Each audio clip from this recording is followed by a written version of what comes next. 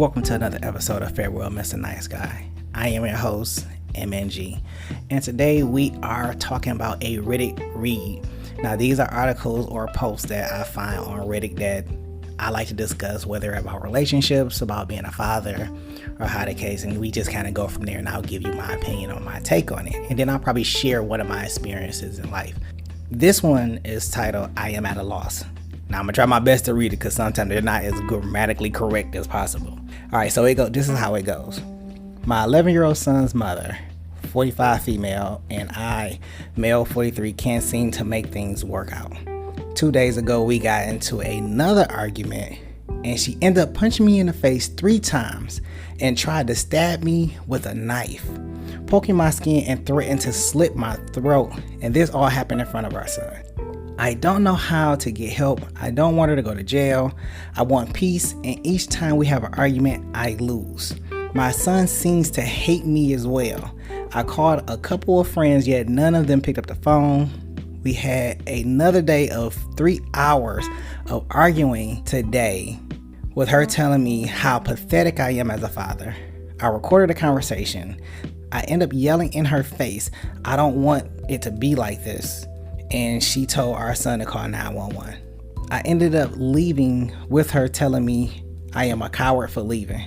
I am more embarrassed than anything. I cannot seem to be the father I want to be. My apologies if I don't have much to respond. I am so hurt right now and feel like I've hit rock bottom.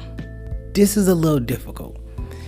And the reason why I say it's a little difficult is because this man obviously wants to be a father. So he's going through that abuse. And I'm sure almost everybody has been through some kind of form of abuse, whether it's verbal, whether it's physical, whether it's emotional. There are so many different levels to abuse. And it's hard to walk away from those relationships because, especially when you're in a relationship, whether you're married to the person or you're in a relationship, some people find it difficult to actually kind of walk away from those type of situations. Now, there's some things in this situation that I don't agree with. One of those things is that this person is being abused, his life is being threatened, and he's trying to make it work. I don't think that this situation is fixable.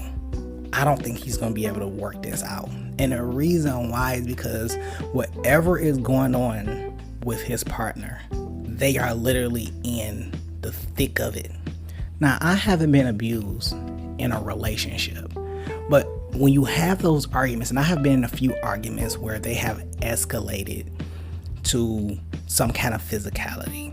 Now, there was one situation where me and my son's mother, we lived together, and in this apartment, this was kind of like our second time trying our relationship. We ended up breaking up over infidelity, and it was infidelity on her part, and I told her that she had to move out. In her plea for, well, I can't even say plea, in her moment of rage and being upset, she started to swing on me. At the time, I really couldn't compute what was going on. Like, she was hitting me in my back, saying, what am I supposed to do? Where am I going to go? And everything. And I'm just like, I don't know. And personally, I really didn't care. But I was also hurt as well. I was also going through something as well. We were both hurting. And in the midst of the whole conversation, now she almost hit me in my face. And we had that argument. And out of all the arguments that I've had women walk up on me. And I've told them, like, listen, I'm not going to hit you. I don't want to fight you. If you want to argue, okay, we can go ahead and we can talk this out, but let's talk it out as adults. We don't have to elevate our voice. We don't have to do any of that. I don't believe that it takes 2 people to get to a point of yelling and shouting to be able to get their point across. Now, let me tell you this one story. Now, I dated this woman. She was divorced, or she was getting divorced. Technically, she was still married. And during our conversations, she told me that her and her husband used to get into fist fights.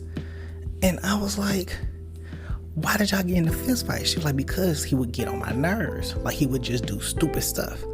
But she liked that toxic level of relationships. She liked that. So when she talked to me, it was kind of different because I don't really argue. I'd rather sit down and have a conversation than to argue with you and then we get into a fight. I don't want to get into a fight. I've seen women be abused and I see the toll it takes on them. And it's not great. It's not beautiful. I've known people in my family to be abused. I've known kids to be abused while they were being raised with their parents. The mother didn't even know that they were being abused. And the effect that it takes on them. I dated girls that have been molested or been raped. And I can see similarities from 2 or 3 different women of what molestation does to a woman. You know, in my experience, you know, they're a little bit more promiscuous or they're a little bit, you know, more sexually active because that's kind of what they was grown towards. But that's in my experience. I can't say that it's for every experience that occurred or happened out there. That's not what I'm saying. Do not get the wrong idea. That's not what I'm saying. Going back to the previous young lady that I had talked to, yeah, she told me her husband would get into fights. She would throw stuff around the house, throw vases, throw whatever she can get her hands on, shoes. She would throw it. And then they would get into fist fights.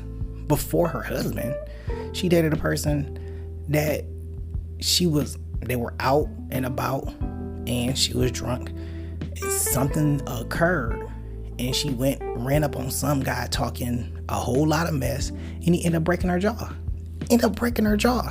And one of the things I couldn't understand is why she was still dealing with the guy, because the guy said, hey, well, I didn't see it. Whether you seen it or not, her jaw is hanging off her face. Got to get her face put back together. And you telling me that you didn't see it, but yet you was in the vicinity. Now, I'm not here to judge. Personally, I don't really care. One thing I'm here to say is that abuse is not okay. And abuse takes more toll on people than you can believe. Now, back to the Riddick read, or the Riddick post, rather. I like Riddick read. That sounds pretty tight. All right, so back to the Riddick read. Going through the guy's post, if you think about it, there's so many people being affected here. The father is being affected. The mother is being affected. The 11-year-old child is being affected because this is what he's seeing. Him being called pathetic and downplaying him in front of the child and talking about you gonna kill him in front of the child, and then the child hates that man. They hate their father because of what the mother is saying. The mother wants to fight him, wants to slit his throat. But why do she want to do that? What is it that this man is doing that's not being fulfilling for her and that she wants to fight him? Let's really dig into that part, because we only got so much of stuff. Now remember, when I do these Riddick reads, you know what I'm going to say. There are 3 parts of the story. And that 3rd part depends on what you believe. There's his side, her side, and God's. That's all we know. So we can only go based on what we get from the post. The people that are commenting are going, they may side with him, they may side with her, they may come from a lot of different point of views. But I think one of the primary things here is there is abuse in this situation, and he's being abused. And even though he left, whether this is his wife, his girlfriend, however the case is, there is still anger within the household and some level of abuse. There's some level of abuse that's still being set there, and some precedents that's not being set or met by him. So we don't know why she's saying, hey, he ain't shit. We don't know. But what I can tell you is that what that child is seeing is going to result in abuse on the back end. What that mother is doing is setting up another generation of abuse. Because with that father not being in the household, that child is not going to know how to be a man. Depending on what he was bringing to the table, he may not have been operating in the capacity that he wanted to operate in. Because he said he wants to be a father. But the question is, how did he want to be a father? What was his ideal of being a father? Because to tell you the truth, I was raised without a father. So I couldn't tell you 100% what it is to be a father, what it is to be a man, or any of that stuff. Because it's subjective to each person. There's no definite blueprint to say, oh, well, this is a man. Or this is the type of man that you want to be. Or these are the categories of man that you should be. This is not like a 2K build or anything like that. It's not a 2K build. There's no specific category to say, hey, this is what a man should be. This is what a man should be like. Just like there's no blueprint to be a father. There's no blueprint to be a mother. Like your first time around, you're learning as you go along. So you don't have all the answers right then and there. So it's still brand new to you, regardless of the case. Without the father, we're going to just say without the father leading, because there's a lot of mothers out there leading as well. So we're going to say without the father or the mother leading, whether it's, if they're not leading in a positive light, or laying the blueprint for the women to be women. And, you know, the man laying the blueprint for the boys to be men. And the boys getting the nurturing from the mother to understand this is what I should receive from a woman. And the man showing the son how to treat a woman and showing the daughters how to be treated. Then you have a broken system that's just recurring, and in some of those cases it turns to be abuse. And in some cultures it's okay for some levels of abuse, whether it's verbal, physical, mental, emotional, whatever. There's levels to it. There are certain communities where you get molested in the family and they don't say you even got molested by your uncle, and nobody says nothing. Nobody says anything. And then it torments that child and alienates them from the family, because now they feel like they don't have a voice. They're not being heard. Their feelings are not being validated. So now you're just there. You're there. So when we look at this article, or when we look at this post that's there, we see that there's levels of abuse going around. Not only could this woman be abusing the father, but she could also be abusing the son. But then the son hates the father. But why does he hate the father? Why does this man want to be in this relationship in order to be in the household? Why? It's an interesting question, because just from reading this post, it seemed like there is some dysfunction going on. Now, y'all have an 11-year-old son together.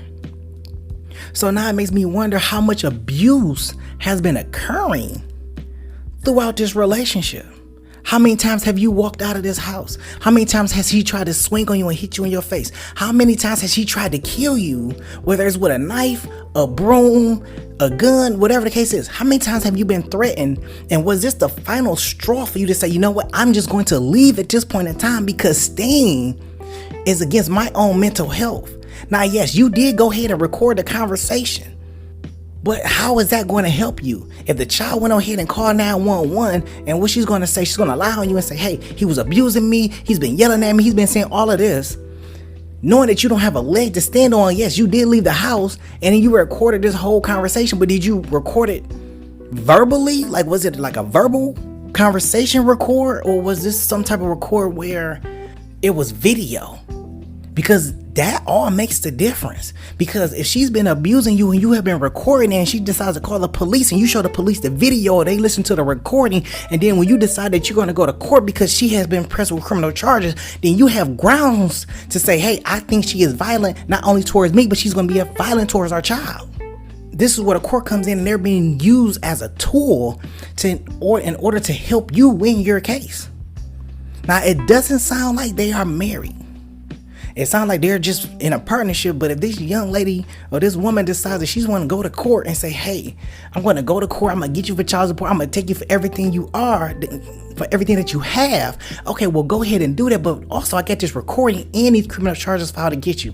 But once you filed on criminal charges and they got a young kid in that house, which is 11 years old, depending on where this is actually at, Child Protective Services then gets involved. Because you didn't file an assault case, they may feel like that kid is in danger inside that household. And if they don't go ahead and alert Child Protective Services, because you were abused or criminal charge was filed against her, which they wasn't against the child, so they may not call them, then that means that you have to go do the legwork in order to get that case started so you can go ahead and get custody of your child. Now, the child may hate you for it. It may hate you for a long time until you get past it. Because I went through that. There's a point in time where my son hated me. Now, he was really young, but there's a point in time where he hated me. He didn't want to see me. And there was conversations over at his mom's house that were being had that were talking about my death, me being killed. My son came home one day and told me my mom said that she's going to have her friend kill you. And I said, excuse me? Say it again. I heard her saying that she's going to have her friend kill you. This is just another added layer for why I really don't trust my son's mother in any aspect. There's no way a kid will come home and tell you, I heard my parents say they're gonna kill you. And this is how open me and my son's relationship was.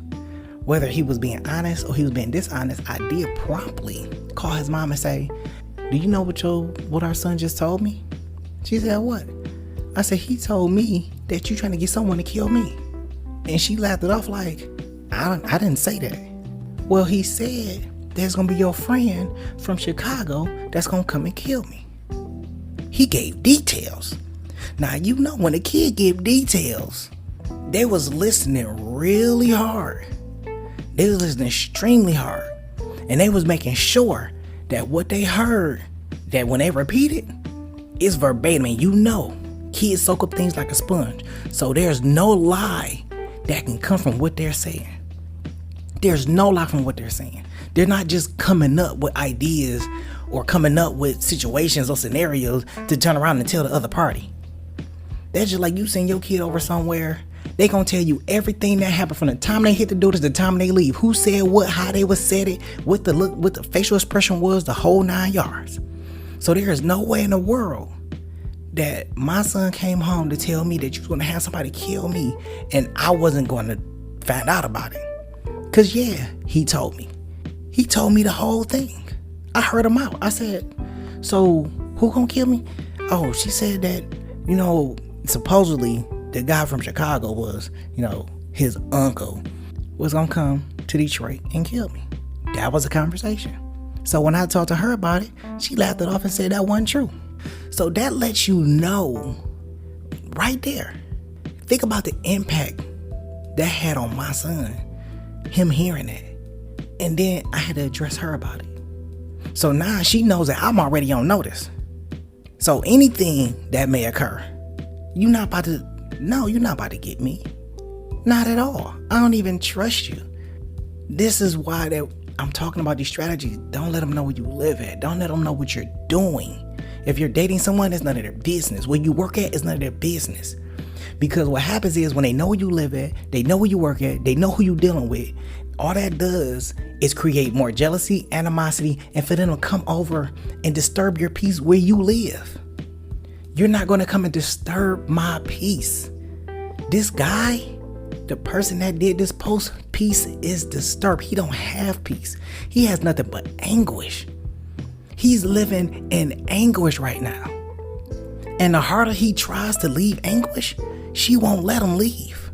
He may have walked out the door right now, but this ain't gonna be the last time that he hears or he sees her.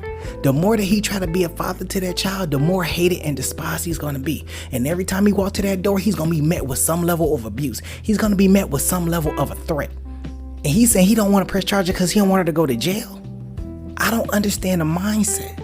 But this is what happens when a person is in abuse, whether it's man or woman. This is what happens when a person is in abuse. You're trying to protect this person for what? Because you believe that they love you. You believe that they're going to be able to bring something to the table other than what they are already doing. That's not reality.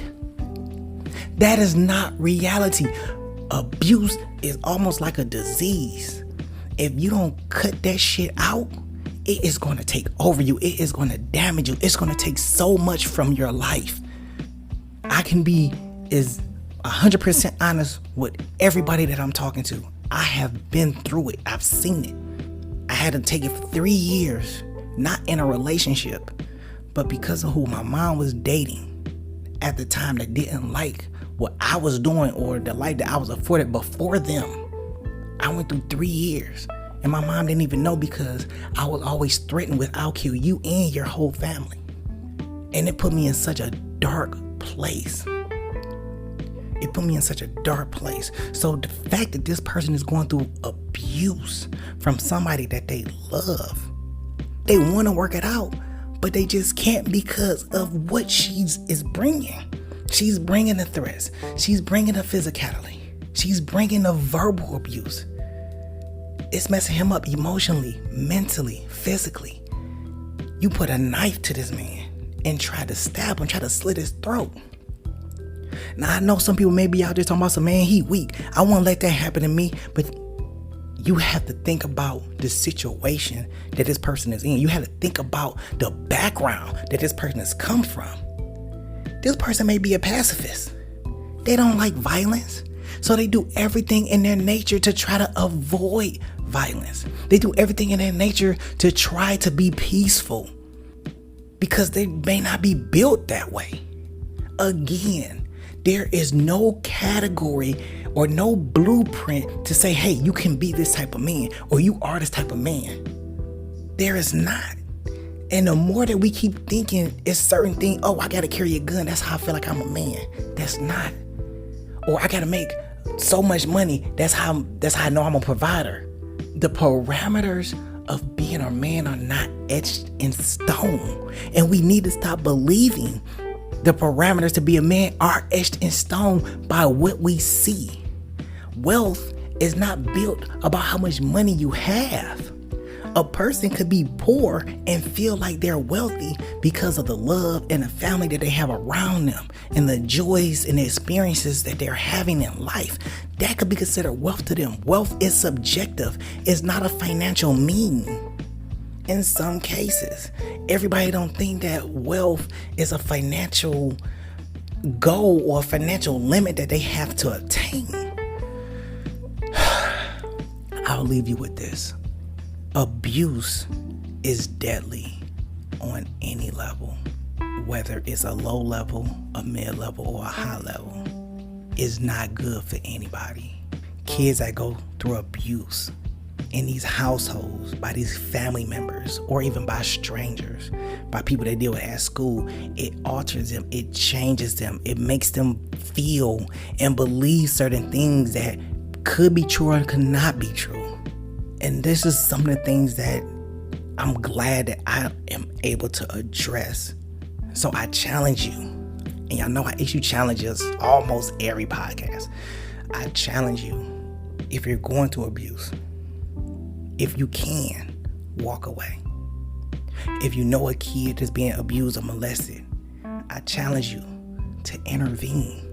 If possible, if you can, if you're willing, if you are one of those people in any way, shape, or form, speak up, do something, intervene, take action.